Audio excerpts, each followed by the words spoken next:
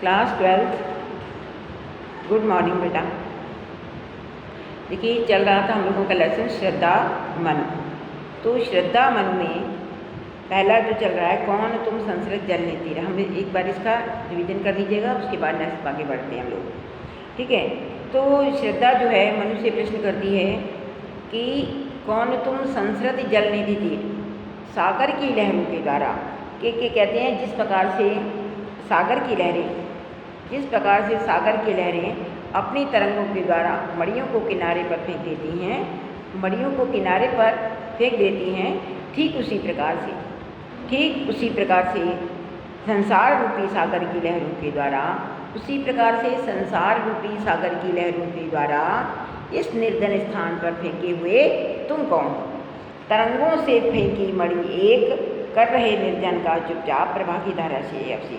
और इस निर्जन स्थान पर बैठ कर के, और आप इस निर्जन स्थान पर बैठकर इस निर्जन स्थान को मतलब कहते हैं, और तुम इस निर्जन स्थान पर चुपचाप बैठ कर के अपनी आभा से इस तट को उसी प्रकार से सुशोभित कर रहे हो जिस प्रकार से मणि जो होती है एक निर्जन तट को, इस प्रकार से मणि जो होती है निर्जन तट को आलोकित करती रहती है, निर्जन तट को आलोकित करती रहती है।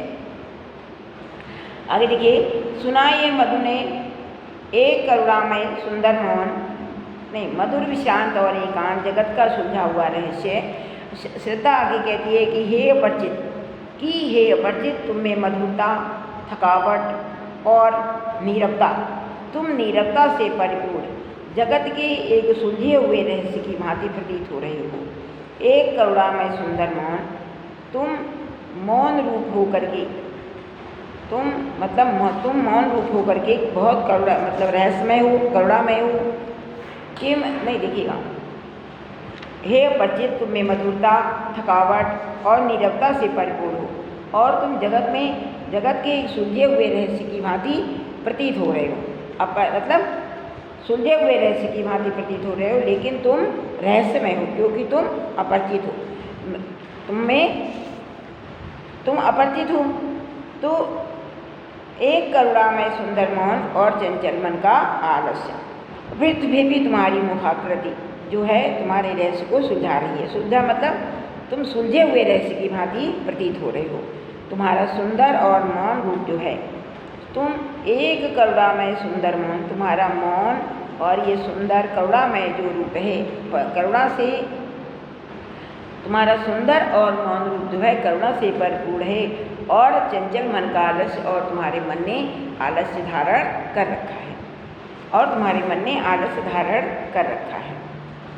तो काव्यगत जो सौंदर्य आता है इसमें बताया था कि सागर की लहरों के द्वारा फेंकी गई मणु से, मतलब सागर के द्वारा फेंकी गई मणियों की जो है मनु की नहीं, सागर के द्वारा जो फेंकी गई किसी मणि से, मतलब फेंकी गई मणि से मनु की तुलना कर दी गई है, मनु की तुलना की गई है। और नेक्स्ट देखेंगे कि भाषा जो है, भाषा है खड़ी बोली भाषा है, अलंकार रूपक अलंकार है और उत्प्रेक्षा अलंकार है,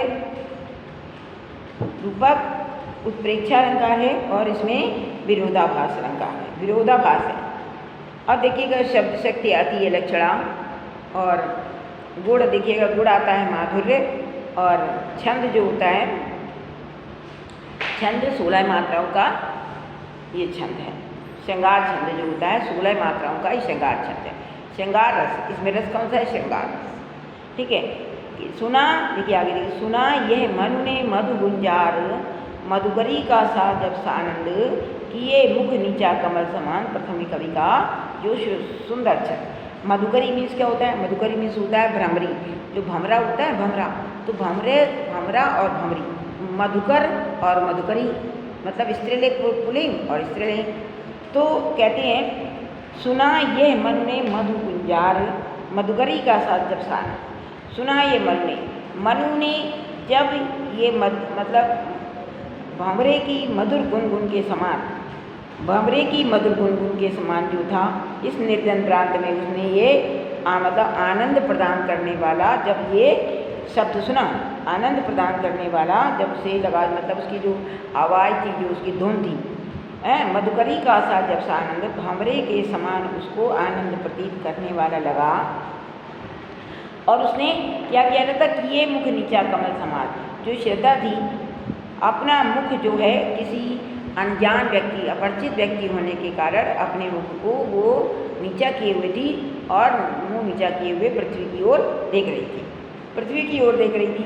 लेकिन उसके मुख को, मतलब उसने जो अपना मुख झुका रखा था और वो पृथ्वी की ओर देख रही, तो उसका वो झुका हुआ जो मुख था, मनु को ऐसा प्रतीत हुआ मानो कोई खिला हुआ कमल, मानो कोई खिला हुआ कमल जो है नीचे की ओर झुक गया, मानो कोई खिला हुआ कमल जो था नीचे की ओर झुक गया हो। गाढ़ा ये सुंदर गीत कौतूहल रह न सका मोर मन, जो मतलब इतना सुंदर संगीत चल रहा था, तो मनु जो है मनु की ये जिज्ञासा, जो मनु की जो जिज्ञासा थी, मतलब अचानक प्रकट हो गई। मतलब मनु के मन में ये जिज्ञासा आई कि ये सुंदर मधुर संगीत कौन गा रहा है, कौन गा रहा है। नहीं कि ये मुख नीचा कमल समान, प्रथम कवि का जो सुंदर छंद, एक झटका सा लगा शहर से निरखने लगे लुटे से कौन, ये बीच में लाइन निकल गई थी। देखिए वो मुख नीचा किए हुए मुख नीचा किए हुए पृथ्वी की ओर देख रही थी, और जो मुख नीचा कमल पृथ्वी की ओर देख रही थी, वो मनु को उसको देख करके ऐसा प्रतीत हुआ कि मानो कोई खिला हुआ कमल जो है पृथ्वी की ओर नीचे की ओर झुक गया। एक झटका सा लगा शहर से निरखने लगे लुटे से कौन, जब मनु ने श्रद्धा को देखा, मनु ने जब अचानक प्रकट हो गई अपूर्व सुंदरी जो थी श्रद्धा को देखा, तो क्या हुआ, उनकी खुशी का ठिकाना ना रहा। उन्हें एक झटका सा लग गया, मतलब इतनी सुंदर स्त्री को देख करके उन्हें एक झटका लगा। निरखने लगे, वे उसकी ओर देखने लगे लुटे से। इस प्रकार से कोई लुटा पुटा व्यक्ति जो होता है, लुटा पिटा जो व्यक्ति होता है, अपनी सुध-बुध खो बैठता है, उसी प्रकार से सुध-बुध खो बैठता है। उसी प्रकार से जो वो थे, क्या नाम है, मनु जो थे, श्रद्धा को लेकर करके अपना सर्वस्व लुटा बैठे, अपना सर्वस्व लुटा बैठे। तो गा रहा ये सुंदर संगीत, ये सुंदर संगीत कौन गा रहा है, ये कौतूहल रह न सको फिर मौन, और वे अपना मौन रूप धारण नहीं कर सके, वे मौन नहीं रह सके और उनके अंदर उसको जानने की जिज्ञासा जाग थी। अब देखिए और देखा ये सुंदर दृश्य, नयन का इंद्रजाल अभिराम, कुसुम वैभव में लता समान, चंद्रिका से लिपटा घनश्याम, चंद्रिका से लिपटा घनश्याम। देखिए और देखा ये सुंदर दृश्य, जो इंद्रजाल मीन्स देखिए लिखा है नयन का इंद्रजाल अभिराम, नयन माने होता है नयन, और इंद्रजाल मीन्स होता है जादू, मतलब जादू। इंद्रजाल मीन्स क्या होता है, इंद्रजाल मीन्स होता है जादू, जादू होता है। इंद्रजाल अभिराम, अभिराम मीन्स होता है सुंदर, चंद्रिका से लिपटा घनश्याम, कुसुम वैभव में लता समान, चंद्रिका से, चंद्रिका मतलब होता है, चंद्रिका मीन्स चांद, देखो चांद और चंद्रिका, तो चंद्रिका मीन्स होता है चांदनी, चांदनी, और घनश्याम माने होता है काले काले बादल, काले काले बादल, काले से बादल। और देखा ये सुंदर दृश्य, नयन का इंद्रजाल अभिराम, जब मन में, कहते हैं जब मन ने कौतूहलवश ऊपर की ओर देखा, मतलब जब कौतूहल रह न सका फिर मन, जब उन्होंने इतनी सुंदर आवाज़ सुनी, तो उनके मन में जब जिज्ञासा जाग उठती है, तो वो क्या करते हैं, देखते हैं, उसको देखते हैं। तो कहते हैं और देखा, और उन्होंने ये सुंदर दृश्य देखा, सुंदर दृश्य, उन्होंने श्रद्धा को देखा, नयन का इंद्रजाल अभिराम, जो देखा उन्हें सौंदर्य से परिपूर्ण श्रद्धा अपने निकट खड़ी हुई, सौंदर्य से परिपूर्ण जो थी श्रद्धा अपने पास ही खड़ी हुई उनको दिखाई दी। और ये दृश्य उनके नेत्रों को जादू के समान दिखे। ठीक है, नयन का इंद्रजाल अभिराम, नयन का इंद्रजाल अभिराम, वह सुंदर जो दृश्य था उनके नयनों को, इंद्रजाल माने जादू, उनके नयनों को जादू के समान अपनी ओर आकर्षित कर रहा था। कुसुम वैभव में लता समान, कुसुम वैभव में लता समान, जब मनु ने श्रद्धा को देखा तो उसे लगा कि एक फूलों से लदी हुई, कि वह फूलों से लदी हुई एक सौंदर्यमयी लता के समान है। वह फूलों से लदी हुई, कुसुम वैभव, कुसुम माने होता है फूल, वैभव माने फूलों से लदा हुआ, फूलों से लदा हुआ, कि वह फूलों से लदी हुई, कि वह फूलों से लदी हुई सौंदर्यमयी एक लता के समान है। और चंद्रिका में लिपटा घनश्याम, और जैसे चंद्रमा की शीतल चांदनी में, जैसे चंद्रमा की शीतल चांदनी में कोई बादल का टुकड़ा जो है, चंद्रमा की शीतल चांदनी में, घनश्याम माने बादल, तो चंद्रिका की शीतल चांदनी में, चंद्रिका की शीतल चांदनी में लिपटा हुआ बादल का कोई टुकड़ा उसके सामने खड़ा है। बादल का कोई टुकड़ा जो है उसके सामने खड़ा है। हृदय की अनुकृति बाह्य उदार, अनुकृति मीन्स होता है आकृति, अनुकृति मीन्स होता है प्रतिकृति, मतलब होता है कि नकल, अनुकृति मतलब ठीक वैसी ही। तो बाह्य उदार, बाह्य माने बाहर, एक लंबी, काया माने शरीर, उन्मुख, उन्मुख में मतलब होता है खुलापन, खुलापन जो होता है, उन्मुख मतलब खुलापन मतलब जो स्वच्छंद होता है, स्वच्छंद मतलब खुलापन जो होता है। हृदय की अनुकृति बाह्य उदार, एक लंबी काया उन्मुक्त, मधु पवन क्रीड़ित ज्यों शिशुशाल, सुशोभित हो सौरभ संयुक्त, सौरभ संयुक्त। हृदय की अनुकृति बाह्य उदार, कहते हैं जो उसका हृदय था, हृदय की अनुकृति, अनुकृति में होता है आकृति। तो श्रद्धा के शरीर का जो था, कहते हैं अधिकांश शरीर जो था कैसा था, उन्मुक्त, मतलब श्रद्धा का शरीर कैसा था, श्रद्धा का शरीर पतली काया थी, पतला सा शरीर था, और उसका शरीर बहुत लंबा था, और उन्मुक्त, और उसके शरीर का अधिकांश भाग जो था कैसा था, और उसके शरीर का अधिकांश भाग खुला हुआ था, उसके शरीर का अधिकांश भाग खुला हुआ था। मधु पवन क्रीड़ित जो शिशुशाल, उसको देख करके ऐसा प्रतीत हो रहा था कि मानो उसका शरीर मतलब विशाल और लंबा था, उसका शरीर कैसा था, बहुत विशाल था और लंबा था, और वो उसके शरीर का जो था अधिकांश भाग जो था वो खुला हुआ था। तो मधु पवन क्रीड़ित जो शिशुशाल, सुशोभित हो सौरभ संयुक्त, कहते हैं मधुर वार्तालाप के समय, मधुर वार्तालाप के समय श्रद्धा का वो लंबा और सुंदर शरीर मंद मंद बहने वाली पवन के समान, मधु पवन क्रीड़ित, मंद मंद बहने वाली पवन के मंद मंद बहने वाली पवन के साथ अटखेलियाँ करता हुआ, मंद पवन के साथ में शिशुशाल, शिशु माने होता है छोटा सा बच्चा होता है ना, शिशु, उसी को कहते हैं। तो लिखते हैं कि मंद मंद बहने वाली पवन के साथ अटखेलियाँ करता हुआ साल के छोटे वृक्ष के समान सुगंध से परिपूर्ण होकर के वहाँ पर शोभायमान था, सुगंध से परिपूर्ण होकर के वहाँ पर शोभायमान था।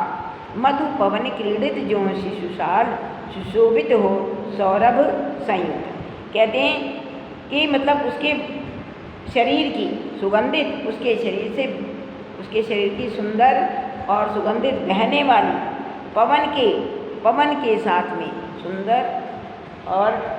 सुंदर और मंद मंद पवन के साथ में अटखेलियाँ करता हुआ, अटखेलियाँ में क्रीड़ाएँ करता हुआ, साल का कोई छोटा सा वृक्ष, साल के एक छोटे वृक्ष के समान सुगंध से परिपूर्ण होकर के वो शोभायमान था। तो इसमें देखिए कि भाषा वही लिखेंगे, परिष्कृत भाषा, खड़ी बोली भाषा है, और अलंकार उपमा अलंकार है, अनुप्रास अलंकार है, रस कैसा है, रस श्रृंगार रस है, और शब्द शक्ति लक्षणा है, गुण माधुर्य है, और श्रृंगार कौन सा है, छंद कौन सा है, श्रृंगार नहीं, छंद कौन सा है, श्रृंगार छंद मतलब श्रृंगार रस है उसमें, ठीक है। तो मतलब क्या, भाषा जो है परिष्कृत खड़ी बोली भाषा है, रस श्रृंगार है, गुण माधुर्य है ना, गुण माधुर्य है, और शब्द शक्ति लक्षणा है, और शब्द शक्ति लक्षणा है, और अलंकार कौन सा आता है, अलंकार आता है उपमा, रूपक और अनुप्रास अलंकार, उपमा, रूपक और अनुप्रास अलंकार, ठीक। अब देखिएगा, मूषण मसरण गांधार देश के नील रोम वाले मेघों के मूषण गांधार देश के नील रोम वाले मेषों के चर्म ढक रहे थे उसका बपू कांत बन रहा था वह कोमल पर। मूषण गांधार देश के श्रद्धा के शरीर का जो था कहते हैं वो क्या आगे है मूषण गांधार देश के। मूषण गांधार देश के मूषण माने होता है मसरण, मूषण नहीं मसरण। मसरण मीन्स होता है चिकना, चिकना जो होता है मुलायम होता है या जो चमकदार होता है, मतलब मुलायम चिकना और कहते हैं मुलायम चिकना और जो चमकदार दिखाई देता है उसको कहते हैं मसरण। चिकना मुलायम और उसको चमकदार कहते हैं मसरण। गांधार देश के कहते हैं श्रद्धा ने गांधार देश में पाए जाने वाली उत्तर भारत, उत्तर मतलब उत्तम नस्ल के देश के नील रोम वाले मेषों के जन्म। कहते हैं कि श्रद्धा ने गांधार देश में पाए जाने वाले मुलायम कोमल और चिकनेदार जो होते हैं मतलब जो वस्त्र होते हैं वो उसने पहन रखे थे। किसके? रोम वाले मेषों के चर्म। उसने जो चर्म वाला जो मतलब वस्त्र पहन रखा था। काल मतलब भेड़ों से जो बनी हुई नस्ल की नीले वाली जो भेड़ों की खाल से जो वस्त्र होते हैं मतलब चमकदार, वो उसने वस्त्र जो थे पहन रखे थे। वे वस्त्र ना केवल ढक रहे थे उसका बपुकांत, ना केवल उसके शरीर को ढक रहे थे, बन रहा था वह कोमल पर। ना केवल उसके मतलब उसके कोमल होते मतलब उसके शरीर को ढक रहे थे, बल्कि उसकी सुरक्षा का वो कवच भी बने हुए थे। कहने का मतलब ये है कि जो नील के भेड़ों की खाल से बने हुए जो उसके वस्त्र थे सब प्रकार से उसे सुरक्षा प्रदान करने में समर्थ थे। देखिए मसरण गांधार देश के लिए, मसरण मीन्स क्या होता है? चिकना, चमकदार और मुलायम। तो गांधार देश के लिए जो वो क्या नाम था वो श्रद्धा ने गांधार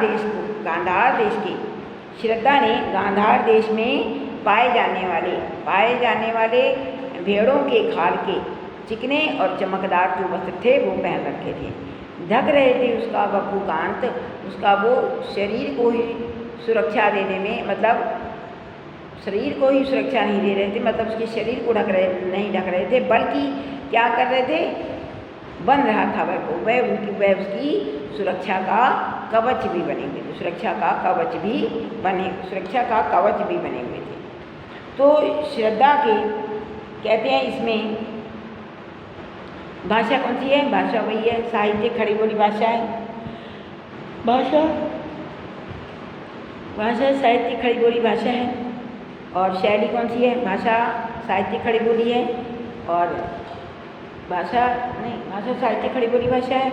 और शैली उसकी जो प्रबंधात्मक शैली इसमें है, शैली प्रबंधात्मक शैली है। और कहते हैं अलंकार जो है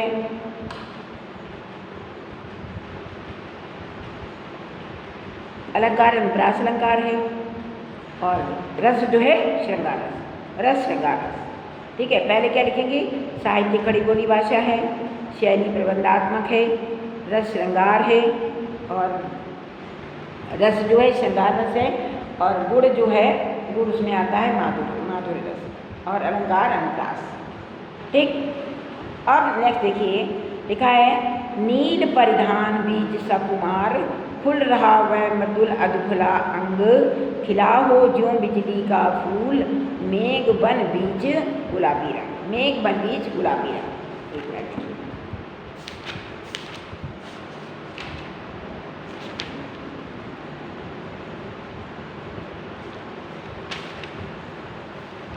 देखिए लिखा है खिला नील परिधान बीज सकुमार खुल रहा मृदुल अधुखला अंग खिला हो जो बिजली का फूल मेघ बन बीज गुलाबी रंग। तो नील परिधान वंश क्या होता है? नीले रंग की जो वेशभूषा होता है, परिधान माने होता है वेशभूषा वस्त्र, तो नीले रंग की वेशभूषा।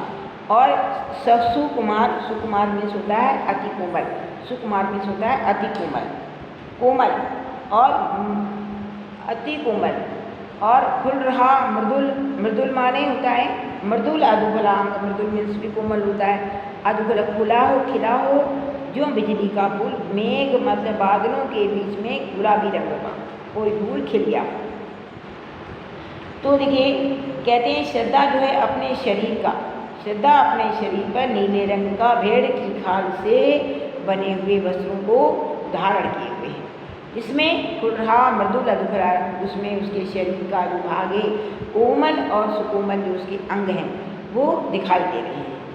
उसको देख करके ऐसा प्रतीत होता है कि मानो उसको देख करके ऐसा प्रतीत हो रहा है कि मानो नीले नीले कदम्बों के वन में, कहते हैं नीले लिखा है खिला हो जो बिजली का फूल, मेघ वन बीच बादलों के बीच में कोई गुलाबी रंग का फूल खिल गया हो।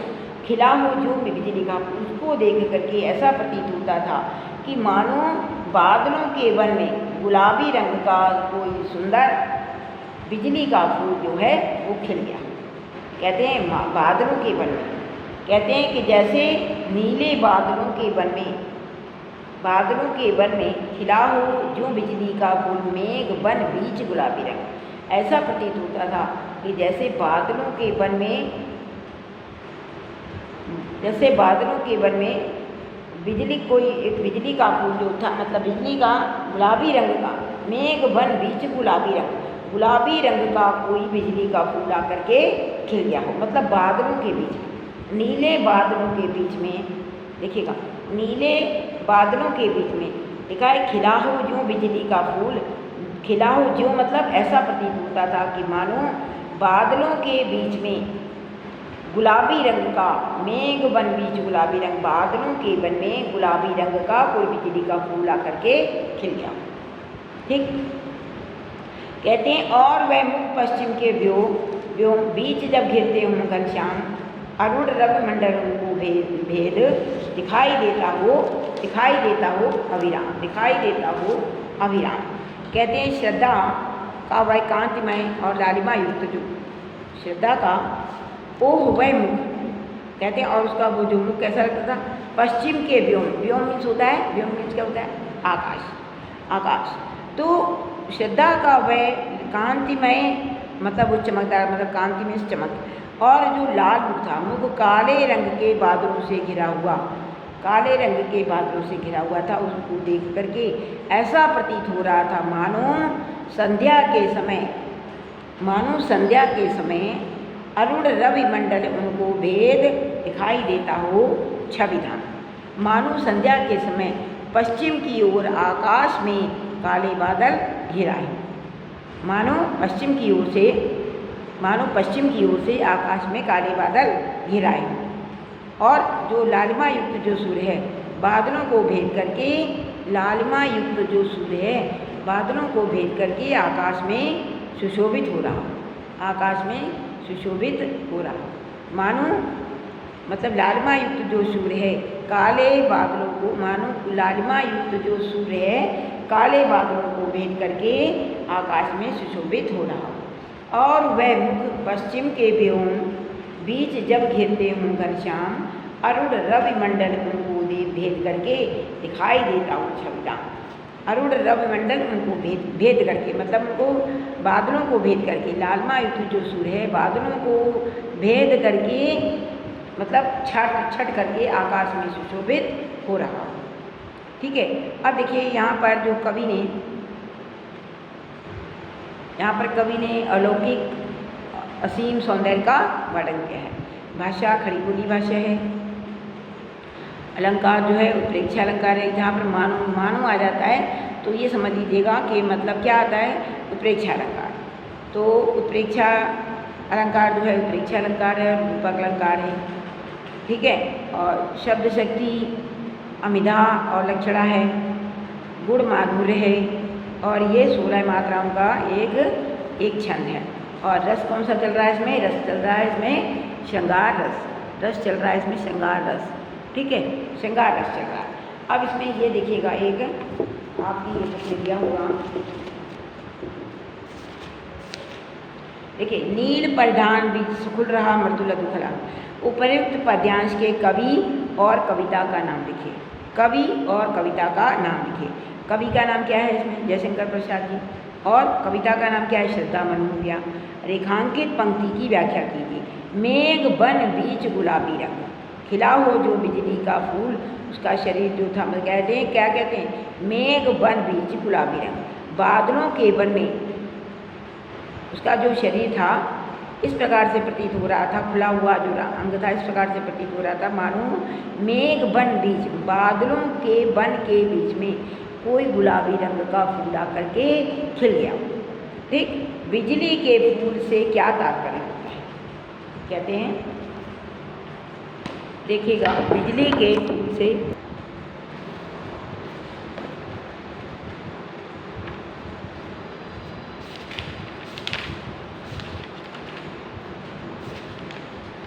देखिए, कहते हैं बिजली के फूल से क्या तात्पर्य होता है?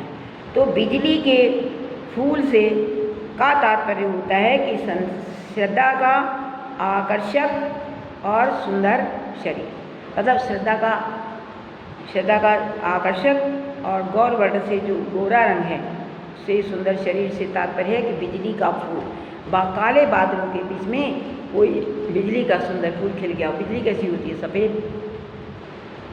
तो श्रद्धा का आकर्षक और वर्ण से युक्त सुंदर शरीर हो गया। अब उपर्युक्त में कौन सा अलंकार लिखा हुआ है? तो उपर्युक्त मतलब बिजली के फूल से तात्पर्य होता है श्रद्धा का आकर्षक और गौर वर्ण शरीर। और अलंकार इसमें कौन सा है? अलंकार आता है उत्प्रेक्षा, रूपक और विरोधाभास अलंकार आता है। क्या क्या आता है?